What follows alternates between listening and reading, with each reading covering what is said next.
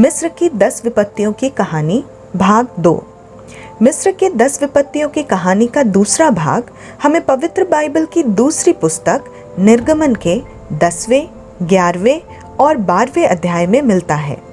और अगर आपने इस कहानी का पहला भाग नहीं देखा है तो कृपया नीचे डिस्क्रिप्शन बॉक्स में दिए गए लिंक पर क्लिक करें, क्योंकि ये कहानी उसी के आगे की है। फिरौन की दुष्टता और एक गलत फैसले से मिस्र में विपत्तियों का आगमन हुआ। अब तक मिस्र की 7 विपत्तियों के बारे में हम लोगों ने जाना है, जो कि मिस्र की 10 विपत्तियों की कहानी भाग 1 में आप सब ने सुना होगा। परमेश्वर की योजना के अनुसार फिरौन हठी हो गया था, और ये इसलिए हुआ ताकि परमेश्वर की शक्ति मिस्र के लोग देख पाए। और जैसा कि हमने देखा कि वो हर बार परमेश्वर के लोगों को जाने देने से मना कर देता था, जिसका परिणाम ये हुआ कि परमेश्वर ने एक के बाद एक विपत्तियां मिस्र में भेजी। और अब बारी थी 8वीं विपत्ति की। तब एक बार फिर यहोवा ने मूसा से कहा, फिरौन के यहाँ जाओ, मैंने उसे और उसके अधिकारियों को हठी बना दिया है। मैंने ये इसलिए किया है कि मैं उन्हें अपने शक्तिशाली चमत्कार दिखा सकूं। मैंने इसे इसलिए भी किया कि तुम अपने पुत्र पुत्रियों तथा पौत्र पौत्रियों को उन चमत्कारों और अद्भुत बातों को बता सको जो मैंने मिस्र में किए हैं। तब तुम सभी जानोगे कि मैं यहोवा हूँ। इसलिए मूसा और हारून फिरौन के पास फिर से गए।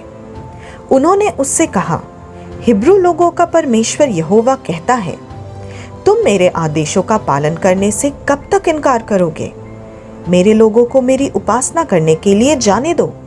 यदि तुम मेरे लोगों को जाने से मना करते हो तो मैं कल तुम्हारे देश में टिड्डियों को लाऊंगा। टिड्डियां पूरी जमीन को ढक लेंगी। टिड्डियों की संख्या इतनी अधिक होगी कि तुम जमीन नहीं देख सकोगे। जो चीजें ओले भरी आंधी से बच गई हैं उसे टिड्डियां खा जाएंगी। टिड्डियां तुम्हारे सभी घरों, तुम्हारे अधिकारियों के सभी घरों और मिस्र के सभी घरों में भर जाएंगी।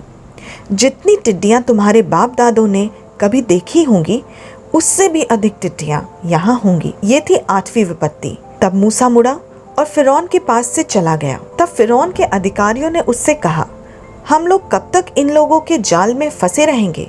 लोगों को उनके परमेश्वर यहोवा की उपासना करने जाने दें। यदि आप उन्हें नहीं जाने देंगे तो आपके जानने से पहले मिस्र नष्ट हो जाएगा। अतः फिरौन के अधिकारियों ने मूसा और हारून को उसके पास वापस बुलाने को कहा। फिरौन ने उससे कहा, जाओ और अपने परमेश्वर यहोवा की उपासना करो, पर मुझे बताओ कि सचमुच कौन कौन जा रहा है? मूसा ने उत्तर दिया, हमारे युवक और बूढ़े लोग जाएंगे, और हम लोग अपने साथ अपने पुत्रों और पुत्रियों तथा भेड़ों और पशुओं को भी ले जाएंगे। हम सभी जाएंगे, क्योंकि यह हमारे लिए हम लोगों के यहोवा का त्योहार है। फिर फिरौन ने उनसे कहा, केवल पुरुष जा सकते हैं और यहोवा की उपासना कर सकते हैं। तुमने प्रारंभ में यही मांग की थी, किंतु तुम्हारे सारे लोग नहीं जा सकते। यह कहकर फिरौन ने मूसा और हारून को भेज दिया। तब यहोवा ने मूसा से कहा, मिस्र की भूमि के ऊपर अपना हाथ उठाओ और टिड्डियां आ जाएंगी।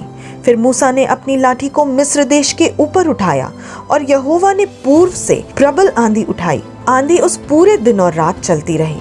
जब सवेरा हुआ, आंधी ने मिस्र देश में टिड्डियों को ला दिया था। टिड्डियां मिस्र देश में उड़कर आईं और भूमि पर बैठ गईं। टिड्डियों ने जमीन को ढक लिया और पूरे देश में अंधेरा छा गया। टिड्डियों ने उन सभी पौधों और पेड़ों के हर फल को जो ओले से नष्ट नहीं हुआ था खा लिया। मिस्र में कहीं भी किसी पेड़ या पौधे पर कोई पत्ती नहीं रह गई थी। तब फिरौन ने मूसा और हारून को जल्दी बुलवाया। फिरौन ने कहा, मैंने तुम्हारे और तुम्हारे परमेश्वर यहोवा के विरुद्ध पाप किया है। इस समय मेरे पाप को अब क्षमा करो। अपने परमेश्वर यहोवा से प्रार्थना करो कि इन टिड्डियों को मुझसे दूर करें। फिर मूसा फिरौन के पास से चला गया और उसने यहोवा से प्रार्थना की। इसलिए यहोवा ने हवा का रुख बदल दिया और पश्चिम से तेज आंधी उठाई, और उसने टिड्डियों को दूर लाल सागर में उड़ा दिया। एक भी टिड्डी मिस्र में नहीं बची।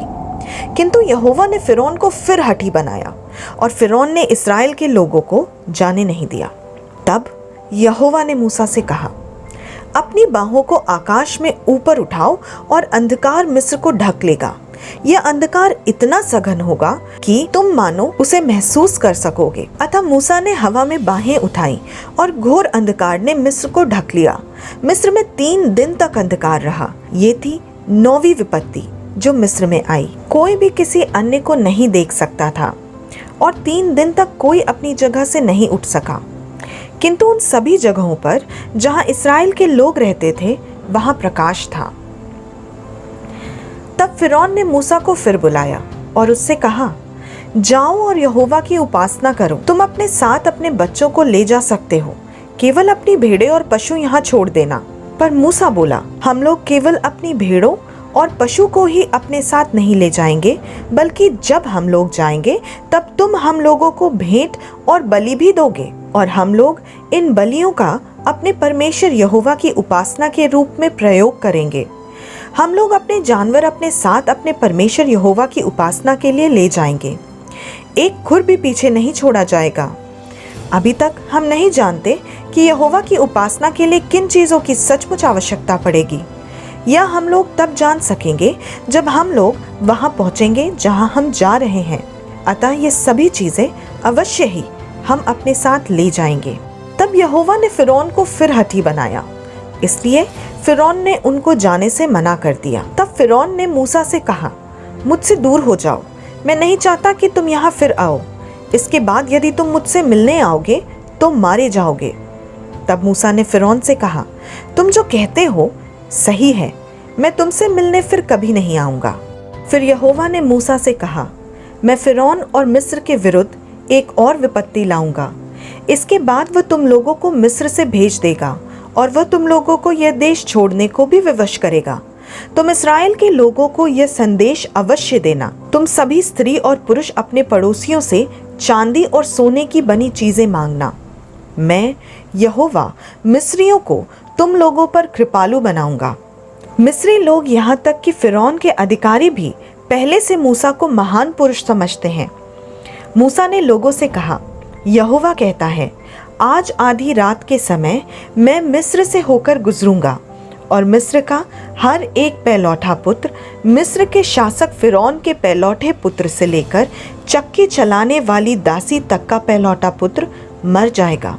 पैलौठे नर जानवर भी मरेंगे। मिस्र की समूची धरती पर रोना पीटना मचेगा। यह रोना पीटना किसी भी गुजरे समय के रोने पीटने से अधिक बुरा होगा और यह भविष्य के किसी भी रोने पीटने के समय से भी अधिक बुरा होगा। किंतु इस्राएल के किसी व्यक्ति को कोई चोट नहीं पहुंचेगी, यहाँ तक कि किसी जानवर को भी कोई चोट नहीं पहुंचेगी। इस प्रकार तुम लोग जानोगे कि मैंने मिस्रियों के साथ इस्राएलियों से भिन्न व्यवहार किया है। तब ये सभी तुम लोगों के दास मिस्री झुककर मुझे प्रणाम करेंगे और मेरी उपासना करेंगे। वे कहेंगे, जाओ और अपने सभी लोगों को अपने साथ ले जाओ। तब मैं फिरौन को क्रोध में छोड़ दूंगा। तब यहोवा ने मूसा से कहा, फिरौन ने तुम्हारी बात नहीं सुनी। ये इसलिए हुआ कि मैं अपनी महान शक्ति मिस्र में दिखा सकूं। यही कारण था कि मूसा और हारून ने फिरौन के सामने ये बड़े बड़े चमत्कार दिखाए। और यही कारण है कि यहोवा ने फिरौन को इतना हठी बनाया कि उसने इस्राएल के लोगों को अपना देश छोड़ने नहीं दिया। मूसा और हारून जब मिस्र में ही थे, यहोवा ने उनसे कहा, यह महीना तुम लोगों के लिए वर्ष का पहला महीना होगा। इस्राएल की पूरी जाति के लिए यह आदेश है, इस महीने के 10वें दिन हर एक व्यक्ति अपने परिवार के लोगों के लिए एक मेमना अवश्य प्राप्त करेगा। यदि पूरा मेमना खा सकने वाले पर्याप्त आदमी अपने परिवारों में न हो, तो उस भोजन में सम्मिलित होने के लिए अपने कुछ पड़ोसियों को निमंत्रित करना चाहिए।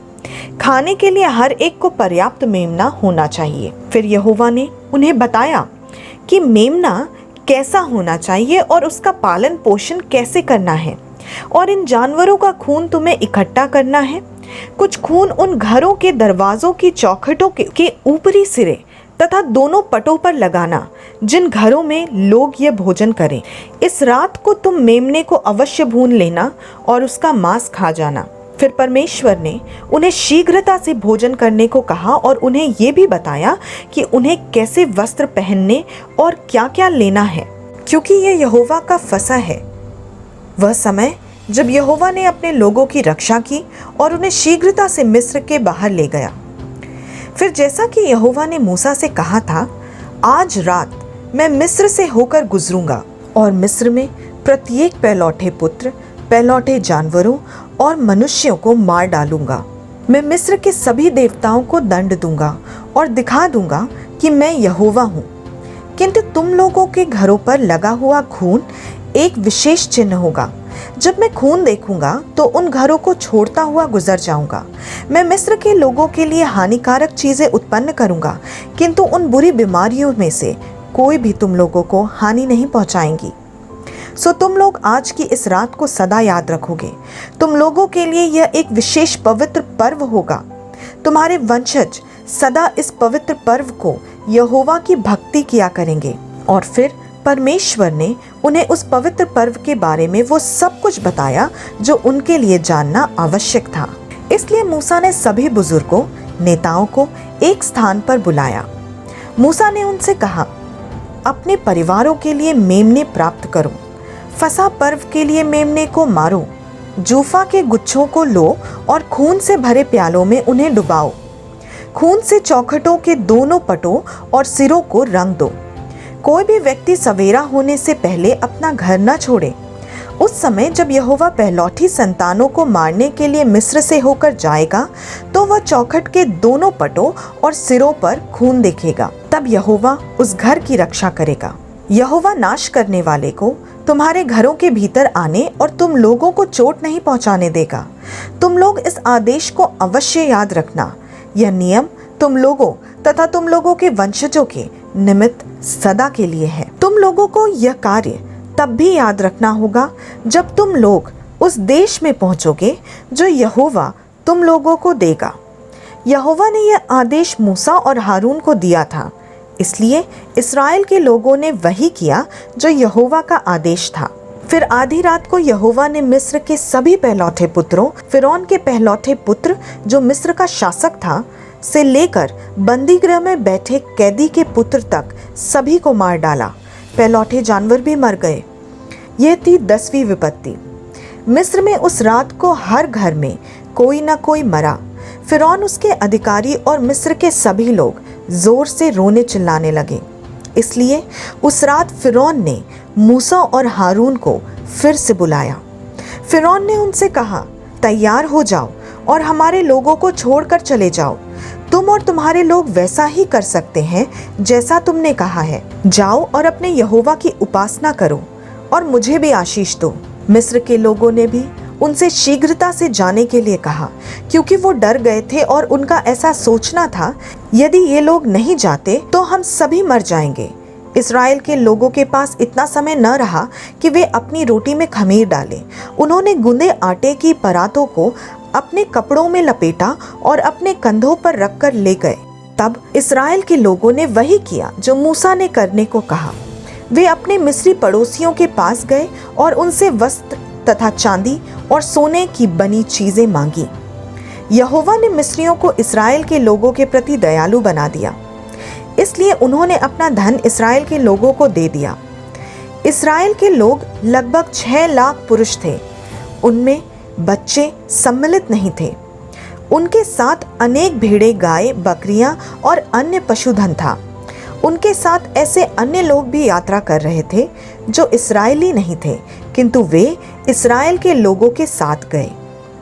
किंतु लोगों को रोटी में खमीर डालने का समय ना मिला और उन्होंने अपनी यात्रा के लिए कोई विशेष भोजन नहीं बनाया, इसलिए उन्हें बिना खमीर की ही रोटियां बनानी पड़ी। इस्राएल के लोग मिस्र में 430 वर्ष तक रहे। 430 वर्ष बाद ठीक उसी दिन यहोवा की सारी सेना ने मिस्र से प्रस्थान किया।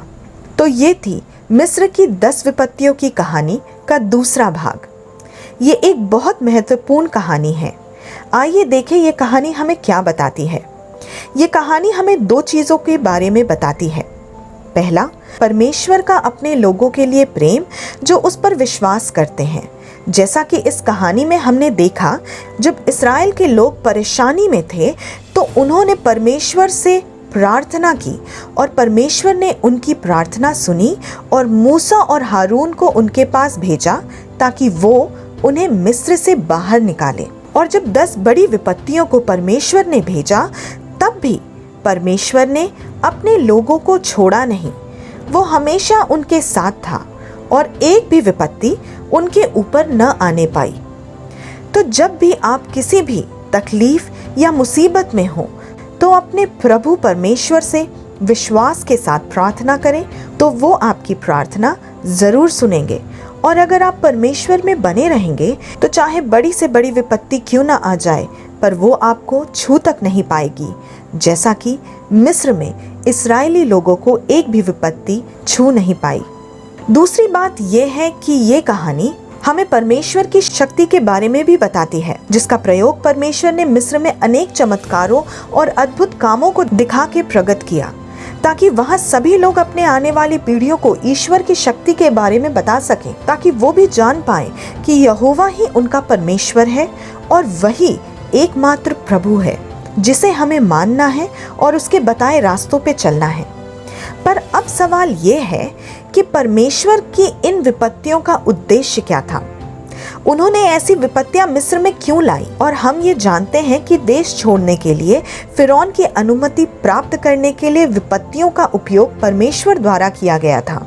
लेकिन क्या इस लक्ष्य को प्राप्त करने के लिए परमेश्वर को ऐसी क्षति, अराजकता और बर्बादी लाने की आवश्यकता थी? परमेश्वर कुछ भी करने में सक्षम थे और आसानी से बिना विपत्तियों को लाए वो इस्राएलियों को वहां से ले जा सकते थे और अपनी शक्तियां भी दिखा सकते थे, पर उन्होंने ऐसा नहीं किया, बल्कि वो फिरौन के मन को और कठोर बनाते गए। पर उन्होंने ऐसा क्यों किया? यही चीज हमें समझना है। और ये ध्यान रखिए कि परमेश्वर जब भी कुछ करते हैं तो उसके पीछे उनका एक बड़ा उद्देश्य होता है, और मिस्र में आई 10 विपत्तियों के पीछे भी एक बड़ा उद्देश्य था।